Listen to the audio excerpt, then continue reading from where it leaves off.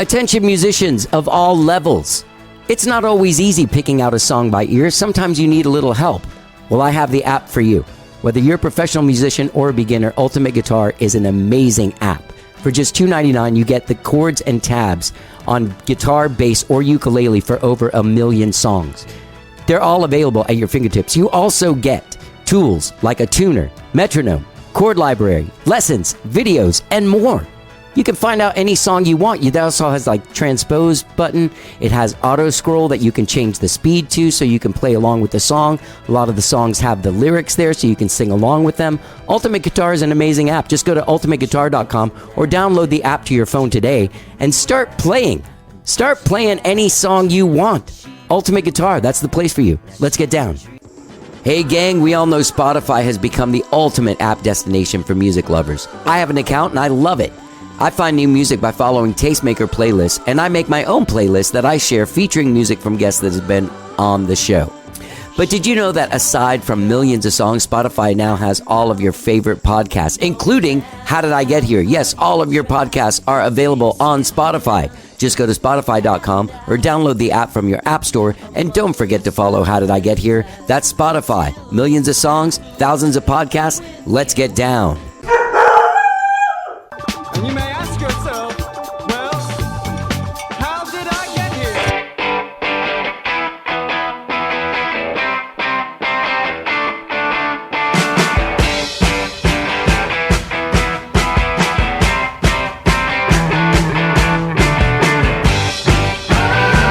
It's time for How Did I Get Here? And now here is your host,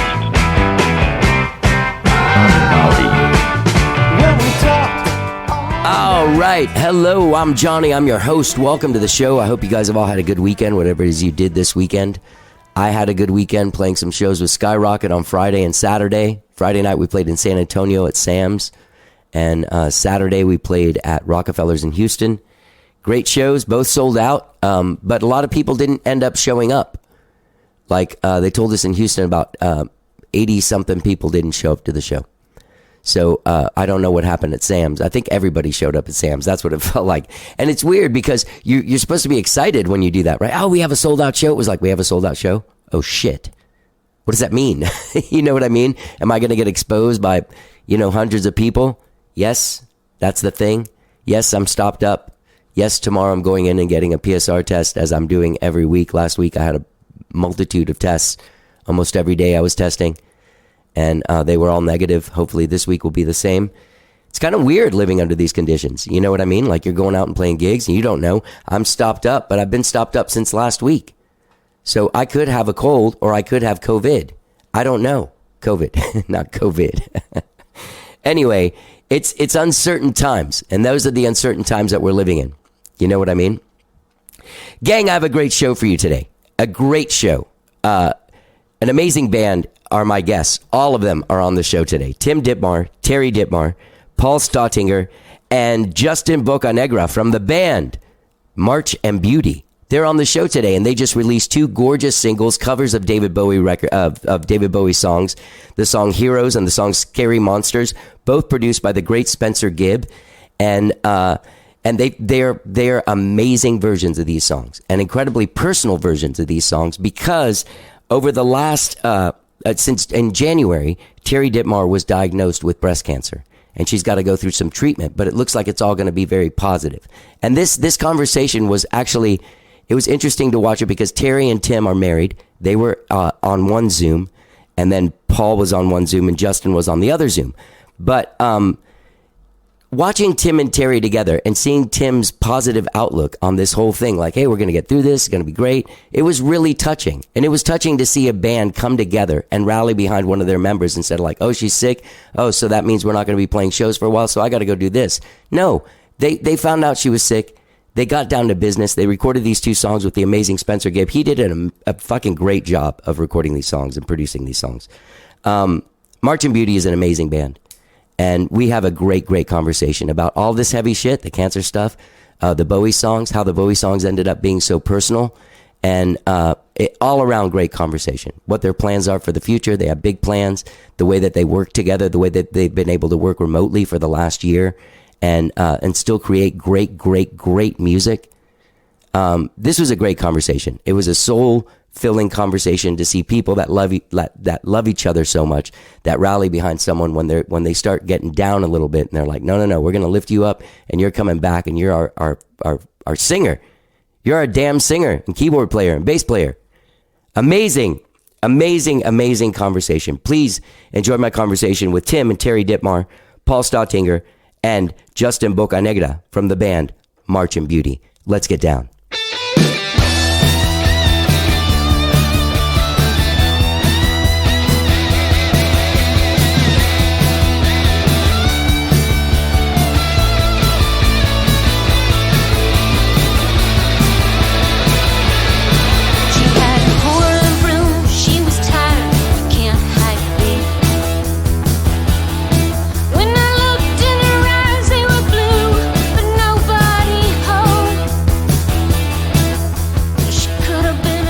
Hi, Paul. I'm Johnny.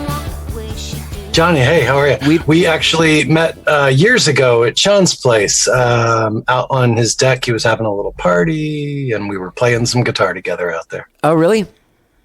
Yeah. But so many people, I know. So many parties, right? Hey, Paul, when y'all were playing Steamboat, what was the name of your band? Oh, God. Do we I have can't to believe- go there? Turner Joy was the one that we were no one. It doesn't matter. I just would have thought you would have known Johnny from the day, too. But I don't know. No, I don't think our paths ever crossed. No. Yeah. Huh. Johnny, I did see you play, and I actually just referenced this just a couple days ago. We were talking about me and some friends of mine were talking about ELO. Oh, yeah. And, when you did that ELO show years back, that was so freaking outstanding. Still stands out in my mind. Thank you. You know what? That's one of the hardest things I've ever done in my life. I said that when I was talking about it. I was like, it was the amount of work that went into that show was, it must have been incredible. I honestly think I liked you all better than ELO.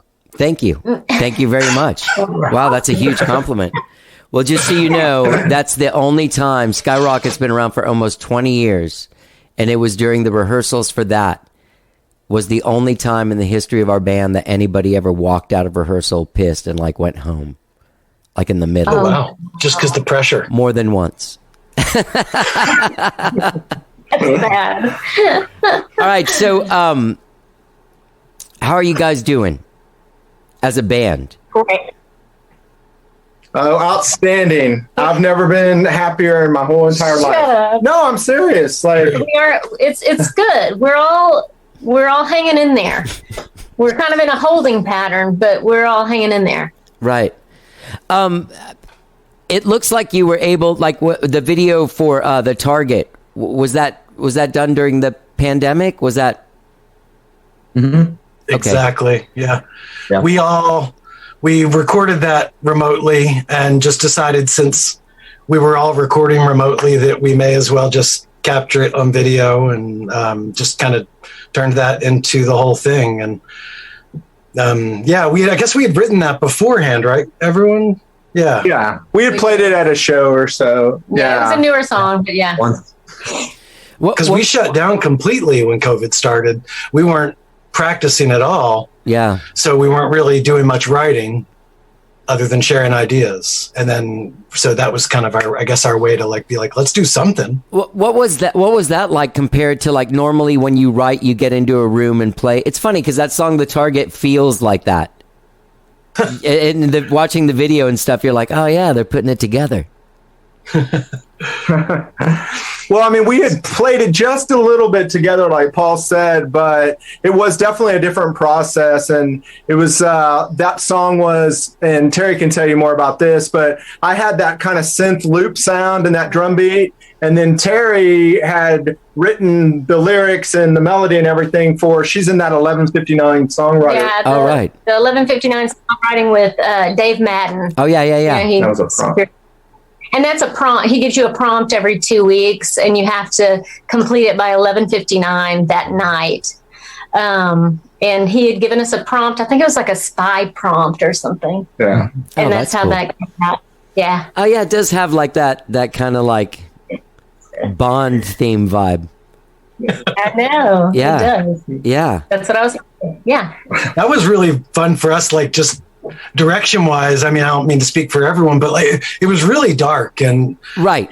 we had really kind of, I think, explored with a couple more dark tunes, and it was fun, like whipped out some really rich tones and dark sounds and distortion and, a lot of things, sort of bass, and just a lot of like kind of crunchier sounds than we had been able to do in a while, just because that song, I guess it was the time, right? We all were feeling a little dark. It was the beginning of COVID and frustrated.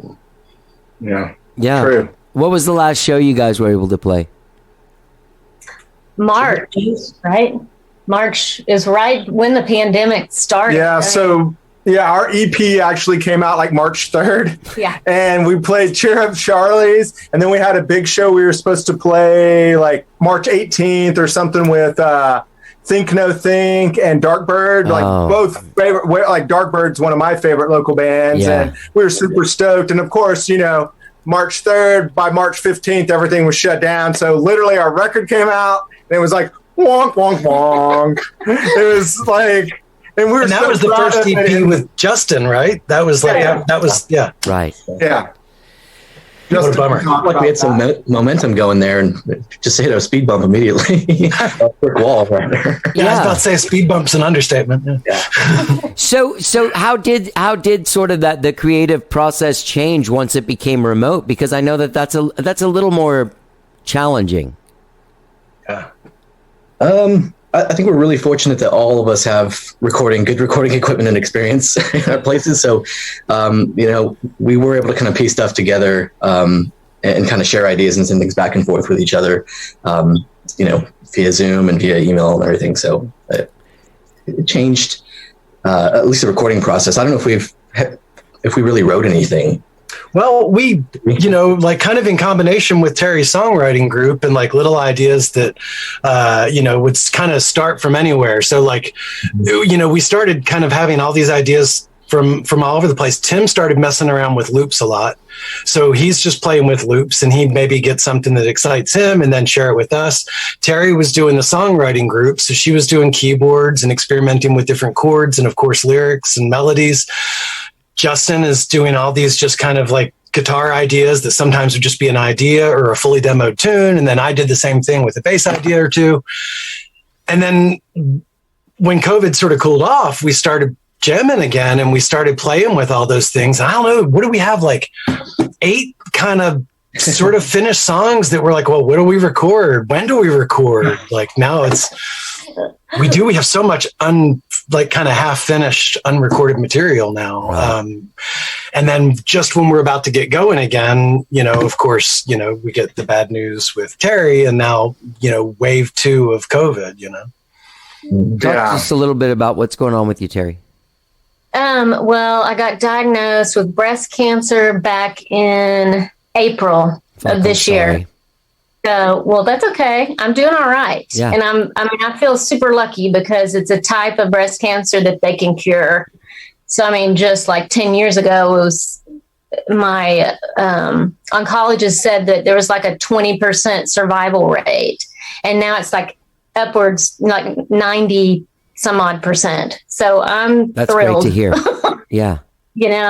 And everything's going okay. And the good thing about I guess we can go into the Bowie things later, but what we recently worked on, the good thing is the timing is we had some time right before my treatment started to actually knock out all the vocals. So it actually worked out, because around my treatment. The treatment messes with your vocals, right? I'm sorry I interrupted you. It does.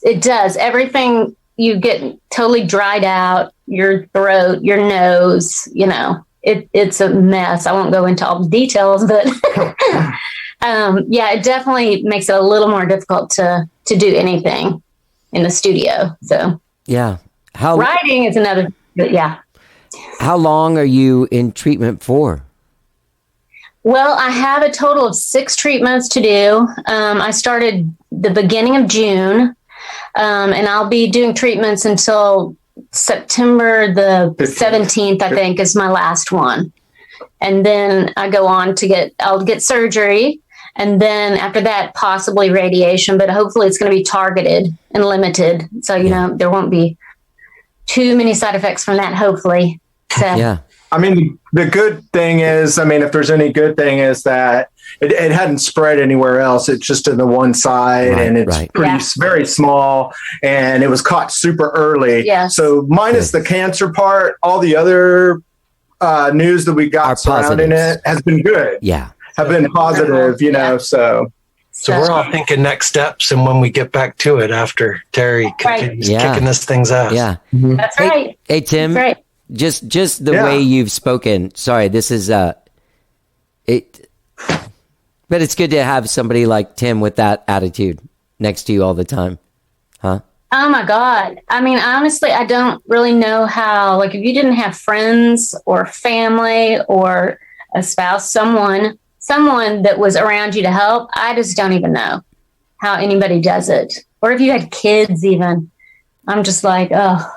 I feel lucky to be in the position that I'm in. Yeah, it's good to have a whole band that's, not like, looking for a new singer or something. Exactly.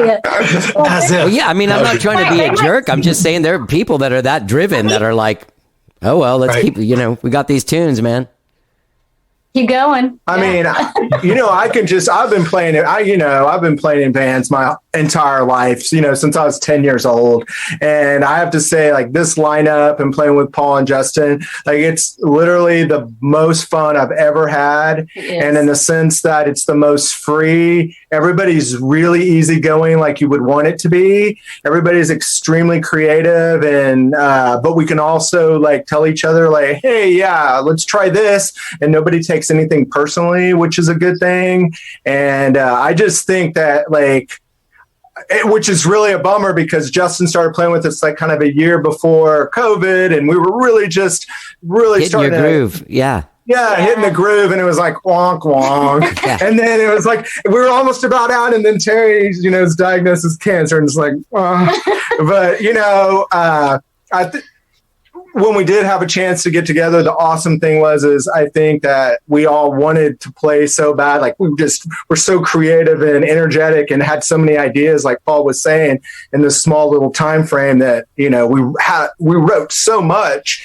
And so we're really looking forward to hopefully, probably in October when Terry, we can she's not going through chemotherapy and we can start rehearsing again and stuff to really kind of get those songs honed in as well. And we also, along with those Bowie covers, did an original song at the same time that's going to come out in January, we think. Okay, well, real quick, I want to ask some questions about production and stuff. But before we get to that and the Bowie stuff, I want to touch on, don't you feel sometimes that youth is wasted on the young? Because here we are, like it takes getting to this age to have that sort of relationship that you're talking about. Because when you're young, you take shit personally. Like, what do you mean you don't like my little paradiddle on the hi-hat? That's the whole fucking song, dude. You know what I mean? Johnny, that couldn't be more true in my case. And I'm serious. And I tell my students that all the time when it was all about me. It's ego. It was ego. And I'm like, we can't release this record. My snare drum sounds terrible. Yeah. It's funny. I'd moved away. I get it. I had moved away from all that stuff so far. And a few years ago, I produced a song for this young dude. And everyone was having these fights where I was like, oh man, these no one gives a shit, dude. like what you're fighting about, you will not care about one day at all, and you'll laugh at yourself for this fight you're having. Right. But there's nothing you can say. Only, as you were saying, Johnny, only experience gets us there. Only experience gets you there. Okay, so Breaking Glass, Fearless, and The Target. You guys produce those yourselves? No, Breaking Glass was Spencer Gibb. Okay. That was the last song we did with Sean before we stopped playing with Sean. Yeah. And then after that, we worked with Louis Lino when we did World Made Sense. Okay, yeah. Which was Yeah. So, and then he recorded and produced that. And I guess Spencer recorded and produced Breaking Glass as well.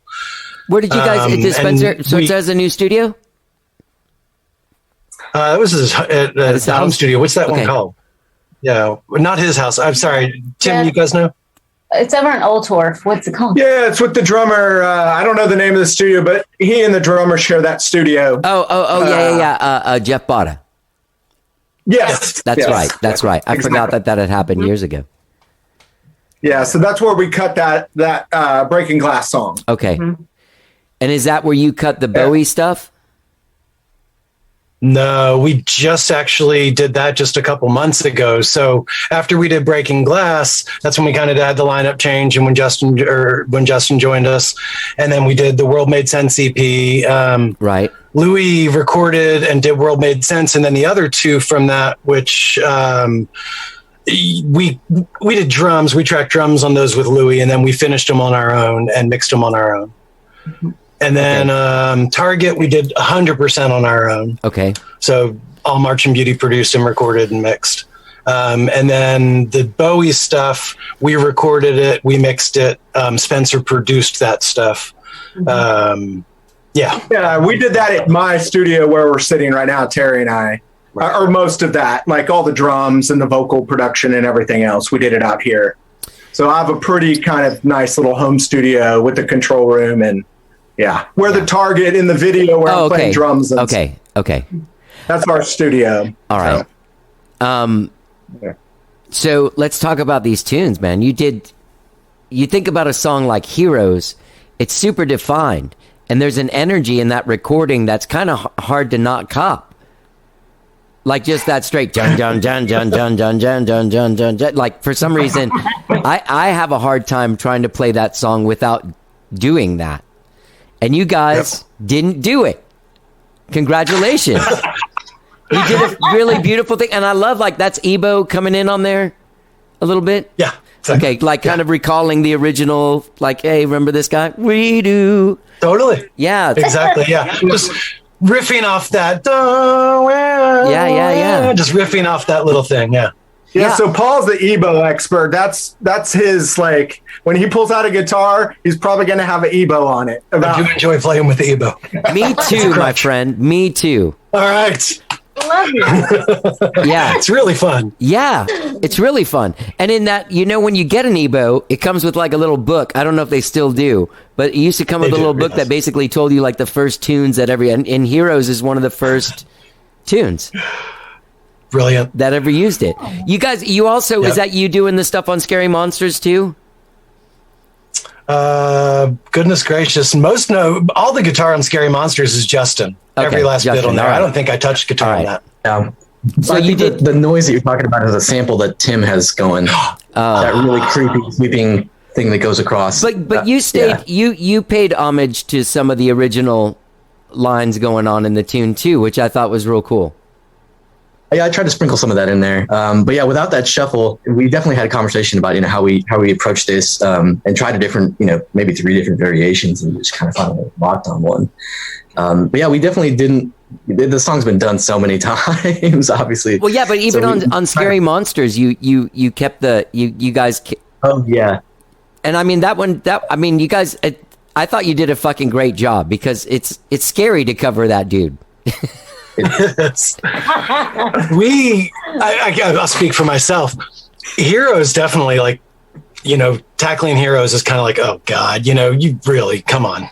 So the only way to do it was to really change it. But when it came to Scary Monsters, I think we felt safer just kind of paying homage to the original parts, but Terry was owning the vocal and creating really a new vocal. Yeah. So we could be a little bit more true to the music and still have it be us and have it be ours, because Terry just freaking killed it.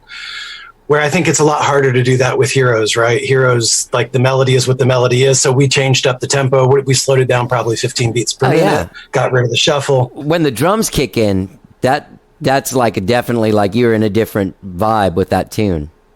It's fucking great. And that's a Spencer thing. So Spencer really pushed for us to completely change the beginning and to just vibe out the beginning. If we were playing with some drums, scatter drums, and then we opted just in the end just to pull them completely out and to have the drums come in on verse 2, which, I think it ended up, again, just another way to try and make it something different than Bowie, which that song's just such a mountain to climb. What, Terry, And when we pulled out the old my old Fender Rhodes for that one. That's right. So that was Good. fun. Yeah. He hasn't seen the light in a few. I was going to ask you, Terry, your vocal approach is different on that song than his. Where were you to you, what is that song? What is Heroes to you? What were you saying when you were singing it?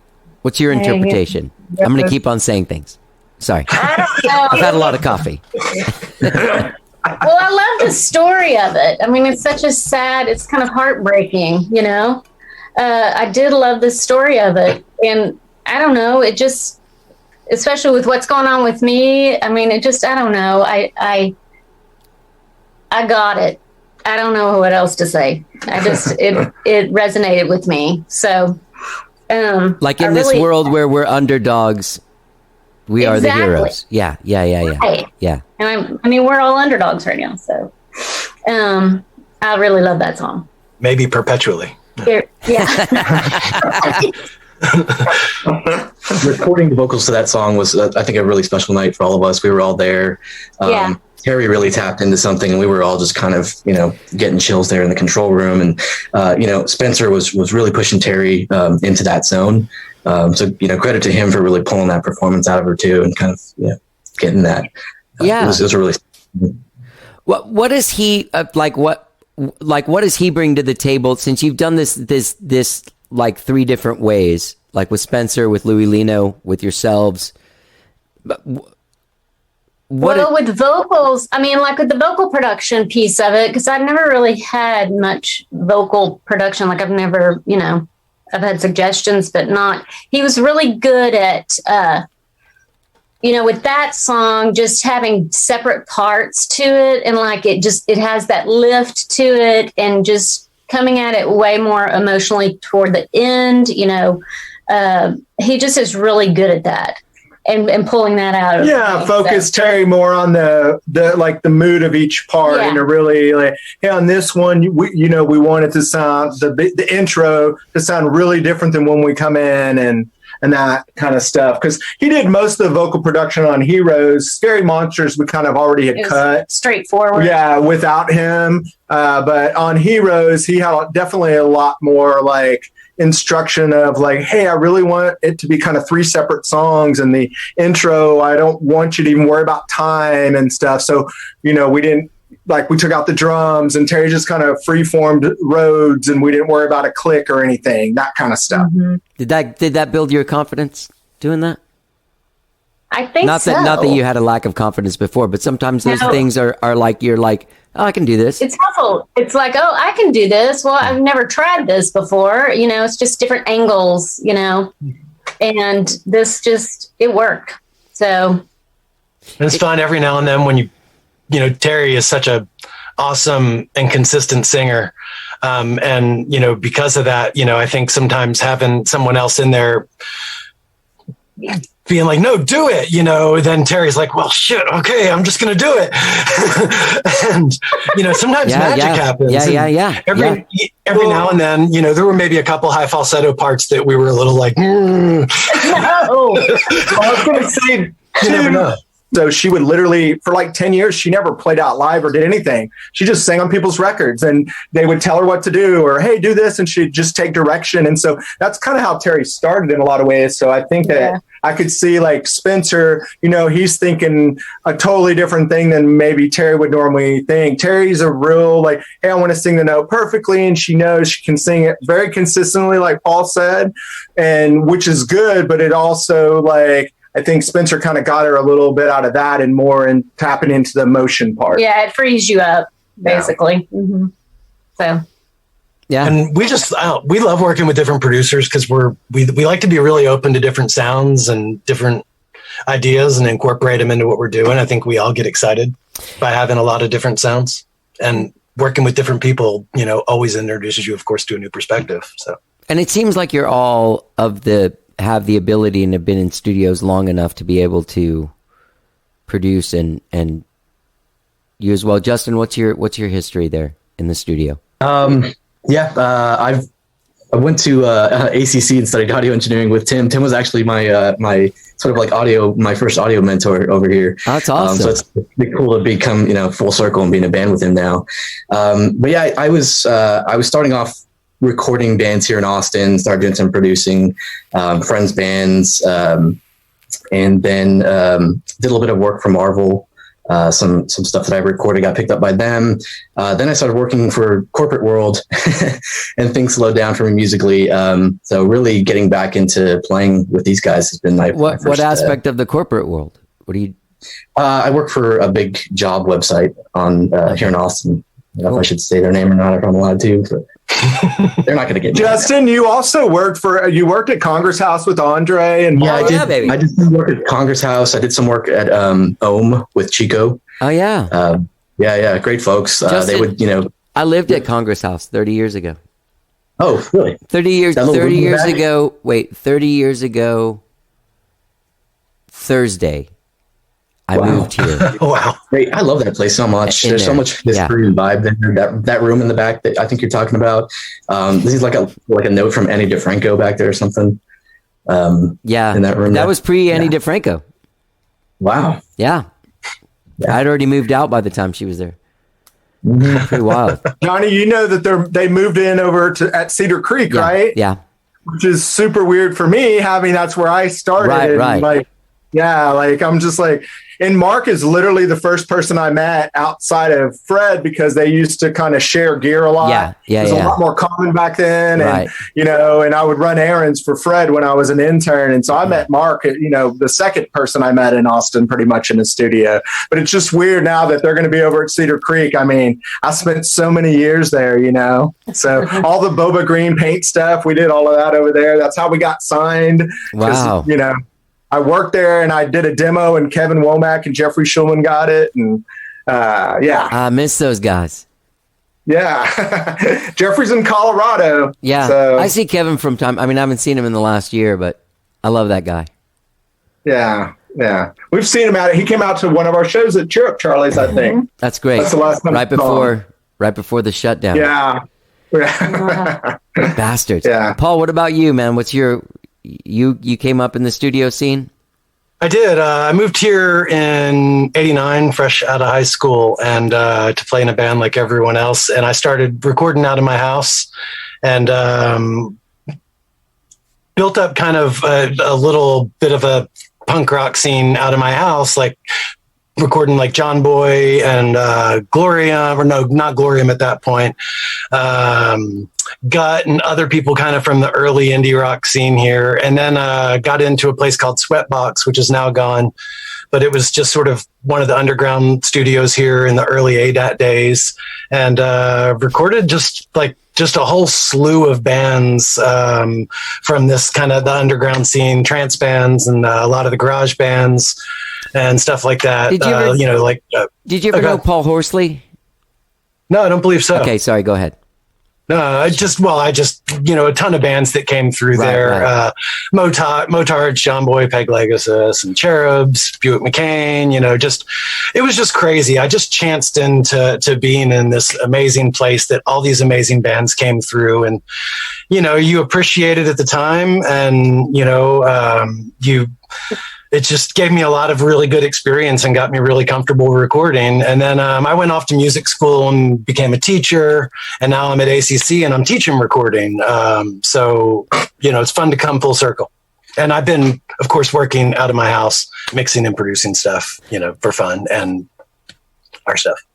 How has that been for both of you guys, like teaching this last year? So for me, it's not as painful. I mean, I'm the department chair of music, business, performance, technology of the whole department. Oh, so you don't have to teach. You're just the dude. Exactly. So I'm just the dude. And so, I mean, it's cool with that because I'm glad I don't have to teach online. It would be painful. And I'm lucky that all all of the faculty, and like Paul included, they did an amazing job getting us online. And, ACC's done really well with online classes and stuff. So I feel awesome about that. But running a school based on live music and production and recording has been a challenge for sure. So that's been a little bit stressful, and just kind of I'm the type of leader that likes to be around everybody and really get their ideas and help. I'm not trying to be the dude at all.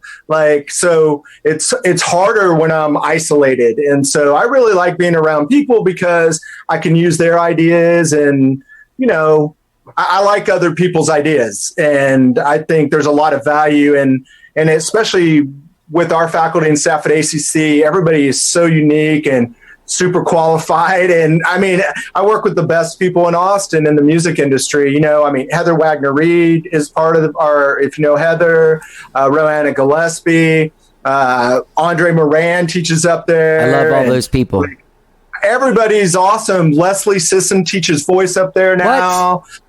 I'm just saying, I've hired all-star. I feel and I've recruited these people, so I feel super stoked that I feel like I have a super duper basketball team, and we would never ever lose ever. It would be we'd be 60 points ahead at halftime for sure. Yeah. Well, anyway. Dude, that was Jeffrey Schulman's job at one point too, right? Yeah, exactly. Yeah. So I took over 3 years ago, and then I hired Paul, and Paul took over my job running the audio department. I had this band, Mr. Rocket Baby, in the early 90s, but before I had that band, me and the bass player had this other band. That bass player guy was 6'1", and we had this guitar player that was 6'5". And I remember Jeffrey and Kevin came to this show I played. And afterwards they said, it was good. It was just kind of hard to get over what it looked like. Can you tell those guys to stand a couple feet behind you? When you're playing, so that the perspective isn't so distorted. And at least they didn't. I remember getting mad and just being the fuck, don't tell me where dudes stand. Kind of weird management shit. And sure enough, they were right. And I went to the gig and I asked whoever it was that was running sound. It's does this look weird? And he was like, yeah, you look this big. You look like Dio. Basically that's what you look like. You look like Dio in a band. So yeah, I love those dudes, man. That's funny. I know.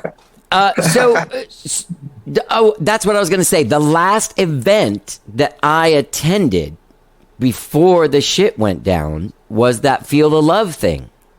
And I remember I played, and you were there, Tim, and I was there, and Samara. Yes. It was at Emo's. And the mayor was there. Yes. Wow. Yes. I was there as well. You were there too, Paul? You were there? Yes, I was. That was that night. AMF. Of course, yeah. I totally remember, yeah. Yes. Oh, my God, yeah.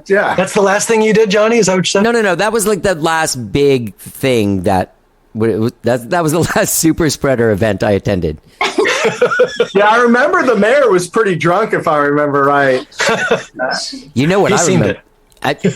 I don't remember him being drunk as much as I asked if he would take a picture with me, and I posted it before I went on and played. And by the time I got off and played, I had to take the picture down because people were saying such mean shit.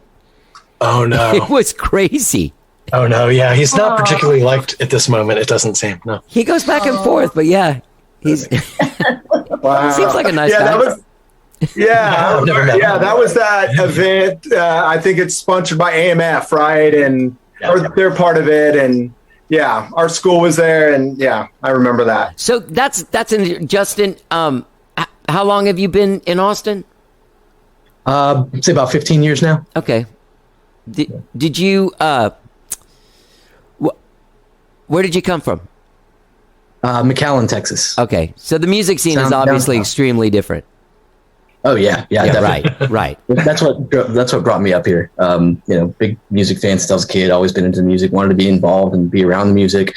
I did a small stint in Waco before making my way here, and actually did a little bit of audio engineering school there, which wasn't very good. I didn't learn very much, but I made some really good friends and played some with, and was able to bring them to Austin and record some of them early on. That's cool.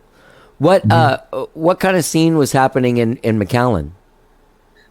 When I was a kid, it was more, kind of post-punk stuff.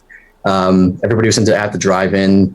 So it was a lot of that kind of stuff. It was very, very diverse. But there's not a whole lot of music going on down there. So there wasn't like a one kind of genre. I think when you go, like somebody would throw a show, you'd have 4 bands playing that were pretty all over the place. Right. It was just whatever people could scrape together. Go to the VFW, pay $10 and see a few bands. Yeah. Well, I remember one. Go ahead, please. I remember one time a band came down from Austin to the VFW. It was this big deal. Like, wow, we got an Austin band down here. Big deal. I think it was called Those Peabodys. Yeah, I love those guys. Those guys were fucking great. Yeah. So they just blew our small town minds down there. Just they rocked out, and it was a great time. So, guys. What's your next step? Kick cancer. Yes, of course. And get together again. I'm just so ready for us to get together and play together. That's what I'm ready for. And we have a bunch of new songs, like Tim said earlier. We just have stuff that's ready. So, we have one song that I think all of us agree, like we're just drooling to finish it and to get it out. It's incredible. And I don't know if Terry, should I shut up? Can I talk just a hair about the lyrics? Please. Terry's writing about what she's going through right now. And honest to God, like, it's not just because, obviously we all know and love Terry. It's just beautiful and emotional and heart-wrenching and powerful. And like, I can't play it for anyone without it basically bringing him to tears, and in a good way. And poor Tim, like he's had to listen to her sing it over and over. And, and it just, it speaks. Terry's a beautiful songwriter and lyric writer, and it speaks so well to the experience and the power that you can generate from it. And it's just also a song that musically we're all really stoked about. So like, yeah, I can't wait to get together too, but I just want to finish that fucking song and get it out. Like, and we have like 6 other songs too that we're dying to finish. So we have a lot of music ready to go. We can't wait. And Justin started up that song. I remember, right? Yeah. Yes, you had that guitar piece. Oh, yeah. Basically what usually happens is Justin and Terry start jamming because me and Paul are in the other room doing business. Okay. And then so we're doing business, listening to them jam, and then we're like, we need to get in there. We need to get in on this. And that's what happened on this particular song. So they had kind of been jamming, and me and Paul were listening in the other room going, cool's going on there. It happened real fast. I think 15 minutes we had most of the structure of the song, and Terry already had all these vocal ideas going on. Like Paul was saying, I don't think I've ever been more proud of being involved in a song than this one. I love it. Yeah, it's fun. There's something magical about it. And we're whipping out a vocoder, which... Oh, the Finally. vocoder. Yes. Are you using it in like the Mr. Blue Sky way? No. Okay. It's a call and response thing. Okay. Terry's sort of playing 2 different sort of characters almost. Again, I don't want to speak for your lyrics, Terry. My interpretation. There's a sort of conversation going on, and the vocoder part is answering the main vocal part. Yeah. Okay. Well, I'm excited to hear it. Yes, you'll get to hear it probably in January, I bet. Yeah, that's when we were planning on releasing it in January. Because we're hoping we can start playing again then live around that time. Yeah. Yes. We'll see what happens with these weirdos. Yeah. Oh, No shit. painful. I don't want to get off that, but like 2 things I want to ask you, Terry. Is it hard to play theremin? It really is. Like, I'm nowhere near. I need to be more proficient with theremin, but it's not easy. But the new theremin that I have, the cool thing is there's all these different settings with it. So Is that Are you playing that line in the Target on theremin? I did play something in the Target. I'm Yes. trying to remember what I played. But it didn't sound Yeah. like theremin. It sounded like Moog or something. Is that what you're saying the different sounds are? No, on the theremin, it's got different sounds from the regular theremin. Oh, you know, where okay. that's that normal sound, like a Right. bow. Yeah, she can do like sine waves and So cool, bass lines yeah. and a bunch of other stuff on the theremin. Yeah. It's a theremin made by, it's a Korg, right? Or No, I think it's a Moog, right? yes, it is. It does It have also can play scales, different scales. So you can, it's not just basically fretless, the equivalent of fretless, Right. so the original one is, just playing just all frequencies in between, where this one you can program in different scales and stuff. Yeah, so it frees me up to be able to play it live. I mean, it's difficult to play it live because you can't have anyone move within a certain right. range around you. So it's like improv every time I play it. Which is kind of cool. It's kind of fun. It's dangerous for sure. But it makes me mad too. So Do Yeah. you guys remember sometime in the late 90s? I guess after that documentary about the Clara Birch, right? Wasn't that her name? The theremin documentary. Like I all do of a not remember sudden, this. all these indie rock bands had them, and I remember one South by Southwest. It was like '98 or something like that. Like there was almost no bands without theremin. oh no, I missed some of that. And it I wasn't only knew- it wasn't like this kind one that you have. It was like complete Must have cacophony. been torture. Go ahead. Sorry. That's awful. Yeah. That's awful. Yeah, Terry did start on an old school one that I actually built out of a kit. And she played that in another band we were in It was this like a psych rock noise band, band. yeah. And she just played psychedelic weird shit. It But didn't matter what you play. Yeah. yeah, but the Theremin's cool because she can pick weird scales and other stuff and sounds that aren't just the spooky Theremin sound. Right. Yeah, it's fun. Yeah. And it's a good visual too live. And Terry kind of jumps between the theremin and bass and keyboards now. Totally. She's Terry Lee in my book, my as in God. Getty Lee. Oh wow. Look Got at that. playing bass, Yeah. keyboards, theremin. I told her she's going to have to start moving the mic with her nose. Is it hard to play bass and sing? It's hard for me.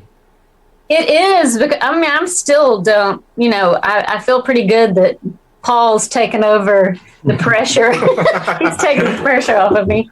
But it is it's hard. It took me a while, but I kind of build it around the singing. You know what I mean? Yeah. I More feel like it's so, singing. it was so simple. My parts when I would play bass, it's pretty. It's a no-brainer. I think for singing. Terry's so modest. Yeah, no, I'm He not. kicks ass. I would love to be playing some crazy bass line and singing at the same time. I don't think that's going to happen, but it's fun. Yeah, Paul's taken over a lot of the bass now Yes. as well. And since Terry's doing a lot more keyboards, I mean, that's one of the big switches since Sean's not playing with us anymore is that Terry's doing a lot of keyboards and stuff. And Paul's playing bass and Justin's doing guitars and on most stuff, something like that. And when we record, there's typically 1,000 tracks, and we're doing a lot of things. Yeah. Right. And I want to say too, a big thing that the Bowie songs brought and this new song are bringing to the table for us. It's like Terry's always done all the background vocals and the layers on records and stuff, and we've always kind of missed that live. And so when we play bigger shows, we get Noel to come out and sing those backups. And on this, we got Paul and Justin because Justin can sing; he's awesome, and Paul can sing, and he's awesome as well. No, you don't need to throw that in. Sorry, Tim. It's a perfect. I thought he wasn't going to. I was like, and Justin can sing, and he's awesome, and Paul can sing, And Paul can also barely hold it down. It's true. It's why I didn't ever step up before. Now I can hide a little bit more, and it's working. But Spencer wrangled them into jumping in there, and doing their parts, and it was fantastic. It was fun, and I'm glad he did it. yeah, and I think it's going to really add to the live performance now. We're not going to feel like we have to have another female vocalist to sing backup because Justin and Paul can do a lot of the parts now, hopefully, and kind of add to that presence because that's always cool. So, although we dearly love Noelle. Yeah, but she's, but she's so busy. Yeah. She has her own thing going on. Y'all just played with her, Yeah. Was that fun? How was that show? Shit, man, that was awesome. What do you mean it was a show after all that stuff? I wasn't in this room singing to my phone. Yeah. Did you play any more shows besides that, Johnny? As myself, no. I do have a couple of solo shows coming up. But Skyrocket's been getting back to work, and we have a couple of really, like, we're doing 2 nights at 310 next week, and then doing some more public stuff, and then our stuff we've been playing some private shows. A guy already caught COVID. Cool. A guy in our band already caught COVID, even though he was vaccinated at one of our shows. That's how far in we're into it. No. So, as far as that goes, I do see, like, somebody explained it to me when this whole thing started coming back. And people were like, oh, shit, I was vaccinated and I got COVID. And a guy that was playing and got COVID, even though he was vaccinated, was like, look, I was in a room with like 200 people. There's like 7 people walked out of there with COVID. That's what they said the vaccine would cover. Right. Like, that's true. Some people it really covers 90-something%, and some people it just doesn't. It just depends on your chemical makeup and all that stuff and how, whatever. But I mean, it felt good to play a show.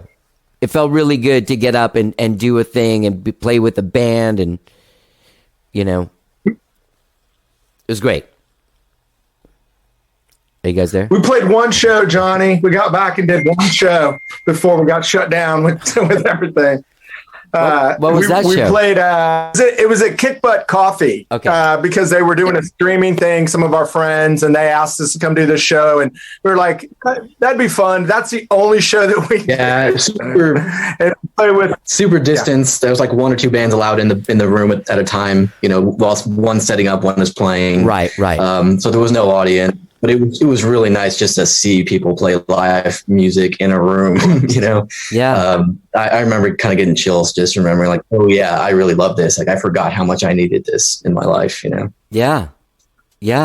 Well, hopefully, Terry, you'll get all better quickly and everyone can get back to playing some shows when you guys release your next stuff in January.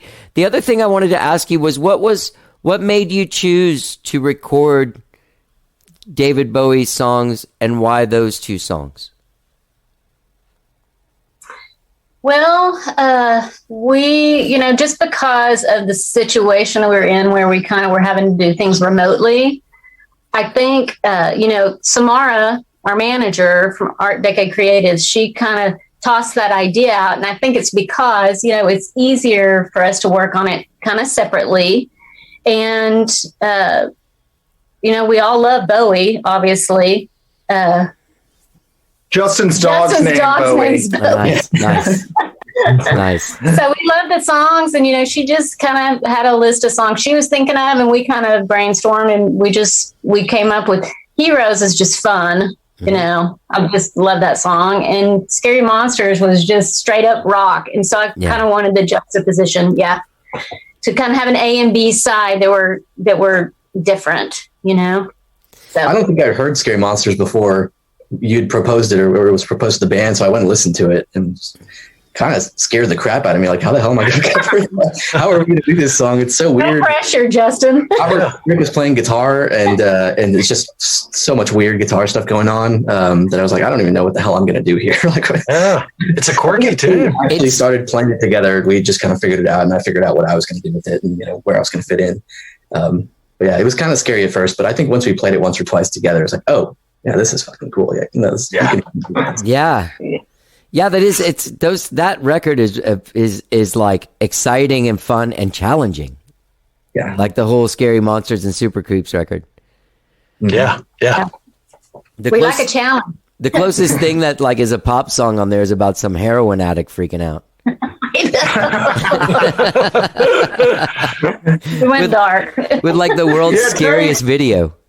Yes. Oh, I know. Yeah, Terry kind of picked them. Sam had a list, like she said, and Terry was like, "Hey, I like these two. I think would be good." And I just texted everybody, and they're like, "Sure." We all voted. And and they're like, "Yeah, that sounds fun." And Paul's really good because Paul teaches theory as a music guy. He kind of charted it out for us and came up with some different ways that we could structure it when we started kind of getting together. So what's awesome about playing with Paul is when you get a chart what you're doing, it really speeds things up because Paul's like, "Oh, this is what we're doing," and he writes it out, and like, "Oh, great, cool." Yeah. Anyway, That's awesome. Can you name a couple of tunes that didn't make it? Like Black Hole Sun. Oh, wow. no, the Bowie songs. The Bowie. Black what Hole else do we Sun. have? well, because It actually came up, Johnny. It came up. before the Bowie song, Bowie. Pam was talking about doing some 80s songs, but she had also proposed Black Hole Sun, and we were like, And then we started looking at 80s songs, and then that. Wait, hang on, Tim. Okay. We started making fun of Black Hole Sun. Okay. And then we looked at others. I still think it's doable. It is doable. It's in my range. Yeah. That's a scary But song what too. other Bowie songs did we Can't remember? think of what all we looked Yeah, she gave us a whole list, basically. Changes. I don't know. Yeah. I think Changes was on my list. And I don't know. I can't remember. God, that was like a month ago. Or 4 months ago. Yeah. Well, congratulations. These will be available like on all the streaming services and stuff. Yeah, on August 13th, they come out Friday the 13th. Okay. Friday the 13th. Double singles, man. A and B side. Terry, I'm glad to Isn't see it 13th, 14th? 2 days. 2 days. 12, 13. 12, 13. 12, 13. Okay. Yeah. All right. So, but if people tune in the 13th, they'll both be there. Correct. Right. Exactly. Do you know which one comes out the 12th? Heroes. Okay. Heroes the 12th. Okay. Heroes is the 12th, and yes, Scary Monsters on the 13th. Perfect. Well, Terry, I'm really glad that you're doing well and that Thank you're you, on John. the road to recovery. I'm sure that was really Thank you so scary. much. Yeah. And Little bit. what's it? Yeah. Yeah. I can only imagine. But I'm really happy to see that you guys are making it through. Not only that, but like thriving and making music and ready to do more. And Justin Absolutely. and Paul, it's really nice to meet you guys. Yeah, You too, Johnny. Yeah, man. Thanks so much for having us. Or meeting Yes, you thank you, again, John. Paul. Sorry. Well, it's quite all right, Okay. Johnny. It's a porch at a party. Yeah. It was a porch at a party, baby. And it was what, the early 2000s? No, probably not that long ago. Maybe 10 years ago, somewhere in there. Huh. I've no, but you know, come on, man. We're at parties. Tim, it's always great to talk to you and see you, and Terry as well. Yes. Congratulations on this music. Hey, Johnny, if you get a chance, if maybe this COVID shit slows down at some point, you should come check out our new campus at Highland Mall. Oh, I would love to. It's amazing, I would dude. love It's to. ridiculous. Will you invite me out there? Because I'd love to get a little yes. tour and check it out. Yes, Yeah, that you'll would be awesome. blown away. Yeah. You'll be blown away. So we moved to Highland Mall, and the whole arts and digital media. So music, business, performance technology, music, radio, television, film, art, dance, drama. They're all moved into this one building, and it's pretty awesome. And we have like 3 recording studios. We have 2 Neves and an SSL. And Awesome. the rooms are beautiful. And yeah, you'll have to come visit. Yeah. We are proud. I would love that. Well, you guys have a great rest of your weekend, and also sorry about last night, the confusion, my confusion. But have a great weekend, and great to see you guys, and I'm glad you're doing well, Terry. Okay, thanks so All right, much, guys. Johnny. Thank we you. appreciate it. Take care, Take man. care. Thanks for Bye-bye. having us. No problem, Johnny. man. See you guys. Bye-bye. She could have been a killer if she didn't walk the way she did. And she did. Terry and Tim Ditmar, Paul Stottinger, and Justin Bocanegra, known as Marching Beauty. Get out there and check out these singles, Heroes and Scary Monsters. And if you don't know the rest of their music, go to marchandbeauty.com. Get involved with them there. Great, great, great singles. They're available now wherever it is that you find them. Check out the rest of their music too. They have an amazing EP called The World Made Sense. Sorry. And they have singles out there like Breaking Glass and Starlight, the album. Great, great music, an incredibly creative band. And I'm so glad that they're going to forge on. And I wish Terry the very, very best. All right. I love these guys. Hey, gang, while you're out there checking out marchandbeauty.com, don't forget that you can subscribe to this podcast wherever it is that you find podcasts, be it Apple Podcasts, Spotify, TuneIn, Overcast, Stitcher. New shows all the time. Great conversations with all kinds of musicians from all over the world, mostly from Austin, but I do talk to people from everywhere. So I hope you have a great rest of the week, whatever it is you're doing. Stay safe. Stay sane. Things are getting crazy again. Stay sane. You gotta do that. All right, have a great week, whatever it is you're doing. Let's get down. Scary monsters, super creeps.